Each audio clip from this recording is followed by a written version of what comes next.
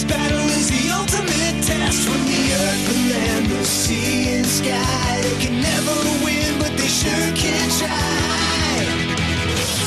Oh, I'm unbeatable, Pokemon. Advanced battle! Oh, I'm undefeatable. From the stars and the ancient past, they come to play, but they'll never last. Oh, I'm unbeatable, Pokemon. Advanced battle! Oh, I'm undefeatable. Oh, advanced battle. I'm unbeatable, Pokemon. Pokemon is very big. How big is it? It's the highest grossing multimedia franchise of all time, even beating out the likes of Disney's Mickey Mouse. Pokemon Red and Blue first released in North America in 1998 for the Game Boy, but I myself didn't get involved in it until much, much later. But once I did, oh boy, they become a favorite in my family. My personal history with the Pokemon franchise actually starts before I even knew it existed. Those of you that grew up in the Church of Jesus Christ of Latter-day Saints and or were also Pokemon fans during the earlier years of the franchise probably remember the controversy between the two of them. There were several different points of contention between the two, with the main points being evolution and the animal cruelty. I remember reading about the LDS Church actually making their own playing card game in hopes of expanding their beliefs into this medium, but I couldn't find any information on it now. It seems pretty silly in retrospect, and as you can probably guess, that card game didn't last very long. I grew up in this faith and I am still a part of it today, with many of my church friends playing Pokemon as well. But my first experience with Pokemon wasn't actually through a Pokemon game, instead being through Super Smash Brothers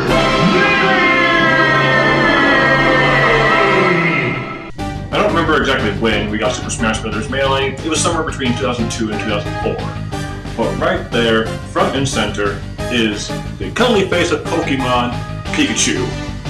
Of course, I had no idea who Pikachu was at this point, but Melee definitely enlightened us with all the Pokeball Pokemon, Mewtwo being the awesome magical creature he is, and all of those trophies.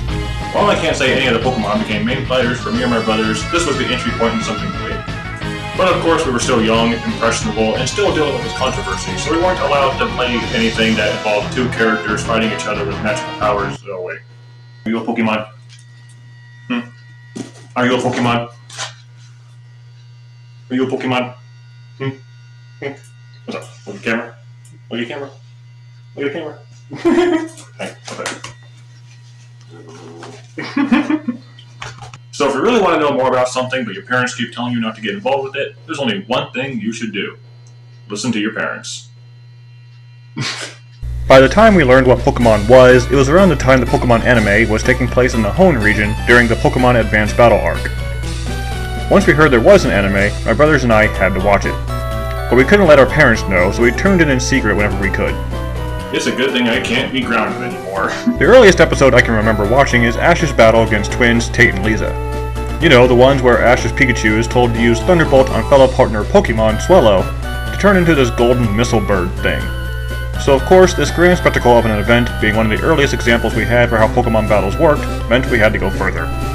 Things that happened immediately afterward are pretty fuzzy to me, but sometime between then and Super Smash Bros. Brawl, things started opening up a bit more about Pokemon, and my dad even got hooked up on it. More on that later, but the next big step that happened involved the Pokemon trading card game. This is a big card.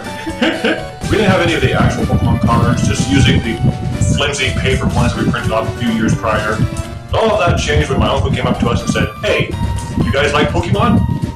He then proceeded to divvy out his entire Pokemon card collection between me, my brothers, and my cousins at the time. I don't remember all of the cards that I got, but I do remember the first one. It was a Psyduck. So after watching the anime and getting some cards, the next logical step is getting the games themselves, right? I remember reading about Pokemon HeartGold and SoulSilver and Nintendo Power and immediately thinking, this is it. This is how I want to get into Pokemon. By 2010, we had obtained copies of Pokemon Red, Blue, Crystal, Fire Red, Emerald, and Platinum, I think. But they were all my brother's or my dad's games. I didn't have one myself yet. HeartGold and SoulSilver were released a month before my birthday, so it was perfect timing for me to get one of them. My brothers got them instead. I didn't have any money of my own, and I was still in high school and had no job, so I couldn't just go out and get it myself. But this was also around the time where my freshman year would give me some issues, and I was pushing for to get Super Mario Galaxy 2 instead at its release, so maybe I'm to partially blame for that one. We did have Pokemon Coliseum at this time, and still do, but I never really invested any time into it. Wasn't a bad game by any means, I just had a bunch of other games I wanted to play, and just never sat down to play it. But maybe one of these days I'll actually try and get through it. A year later, the Nintendo 3DS released, and I got mine in Christmas of 2011, just barely missing the Ambassador program. And this is when things start getting good. The year of 2013 was filled mostly by Fire Emblem Awakening for me, but Christmas finally presented me with a chance to get into the world of Pokemon. For my friend had bought me a copy of Pokemon Y version so I could play alongside his version of Pokemon X. And it was that copy that came with a special Torchic gift, so having Chespin as my partner, I'm grabbing a Squirtle from Professor Sycamore so I can round out the main 3-starter Pokemon types. We ventured out into the world of Kalos, and it was awesome. I loved the roller skates, the picture taking, Mega Evolution, all of it. It was a great first Pokemon game for me. Except when it came to the actual story. Team Flare was pretty lame if I'm being honest here. I spent a lot of time in Pokemon Y, even gathering all of the event Pokemon that released for it. But it was the next game in the series that really impacted not just my views on Pokemon, but how I play video games as a whole. But before I talk about my own experience, I need to talk about someone else's with it. Namely, PeanutButterGamers. Back in 2015, PBG did what's known as a Nuzlocke run on Pokemon Alpha Sapphire. Prior to this, he had also done a few runs in Minecraft, where he and a group of YouTube friends set an arbitrary limit on themselves. If you die, you're dead for good. I had none of this particular Minecraft hardcore run, as the only instance of self-imposed rules being used to change how the game is played.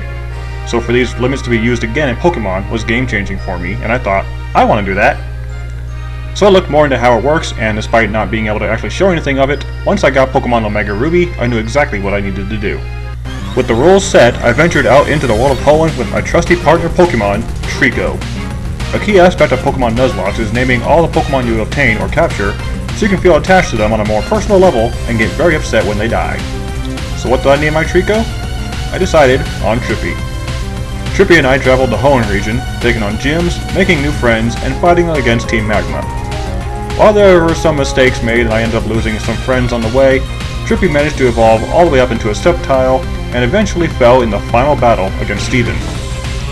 My memory on the adventure is pretty fuzzy, but the ending to this adventure is one that will stick.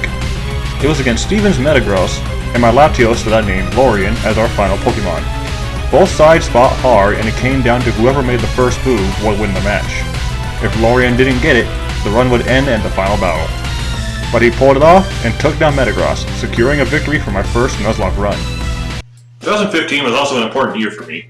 It was when I started my first YouTube channel, then named Hardcore Alex, because I was dumb. The entire premise of my channel was I'd take limitations to certain games and just play them and show them other people. The first one I did was The Legend of Zelda: The Minish Cap, which lasted pretty far, and I'll go over my Zelda experience later. But the next big run I did was one on Pokemon Ruby. But instead of another Nuzlocke run, I wanted to take things a step further and only use one Pokemon, which is known as a Sololocke. Regular Nuzlocke rules apply, but you are limited to just your starter Pokemon, and if they faint, it's game over. I brought back Trippy in this run, and he evolved into a Grovyle and made it as far as Watson, which I think is pretty good for a run I've never done before. Pokken Tournament, a Pokemon fighting game based on Namco's Tekken, was also an enjoyable experience for me. And Hey You Pikachu was definitely a game. Pokemon Y, Pokemon Omega Ruby, Pokken Tournament, and Hey You Pikachu were the only Pokemon games I specifically owned for a while now. I got every event Pokemon in the games, and I never erased any of the files in them. Unfortunately, an abusive relationship ended up costing me most of my collection, including those games with it. Trippy may have left us, but his legacy continues here on YouTube. In February of 2020, I got my first Nintendo Switch, and in August of that same year, I got my dad a birthday present, Pokemon Let's Go Eevee. The game has local multiplayer, so I was very excited to play this game with my dad. The Kanto region is one of our favorites, so seeing it reimagined in this colorful 3D space was an absolute delight. The wild Pokemon battles and the new rifle kit need work, but overall it was an enjoyable experience. We have yet to fully finish the game, but you may see more of that in the future if I can get some things working right. The Pokemon Let's Go games are a remake of Pokemon Yellow, which released for the Game Boy. And Pokemon Yellow, being this specific cartridge, holds a special place of importance for my dad. He had a family friend named Isaac, who was a bit of a collector himself. He was not doing very well and passed away pretty early on in my life. I barely remember the guy. But he gave Dad Pokemon Yellow, as well as some other games, and his green Game Boy Color. which he has held on to ever since.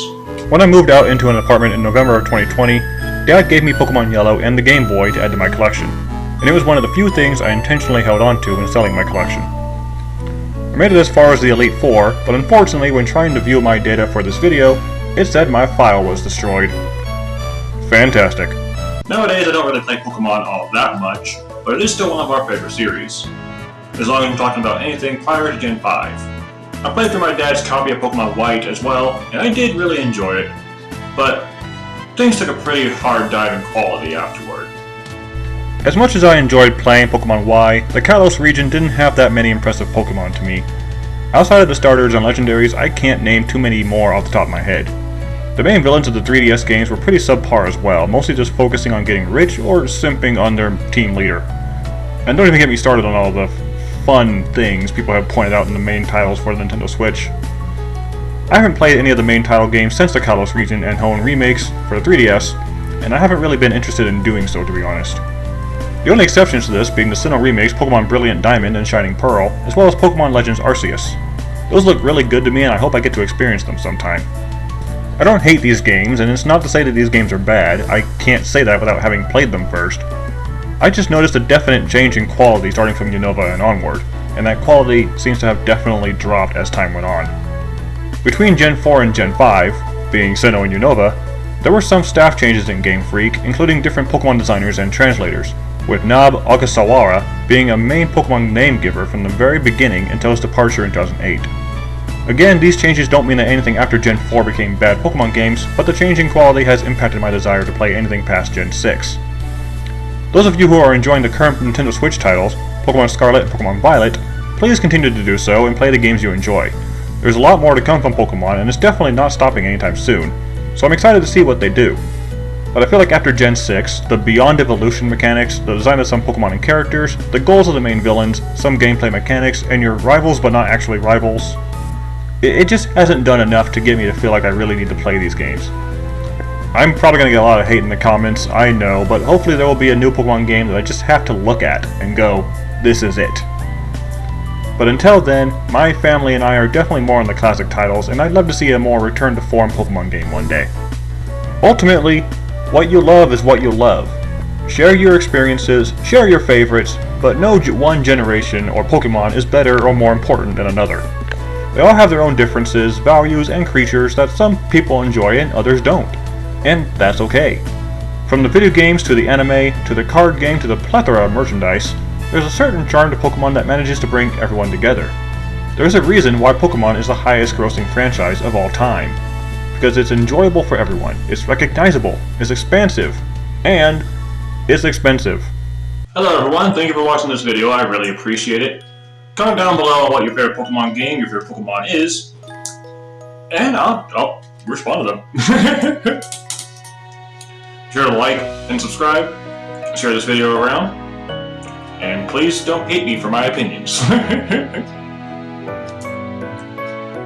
Until next time, my name is Alex. I'll see you around.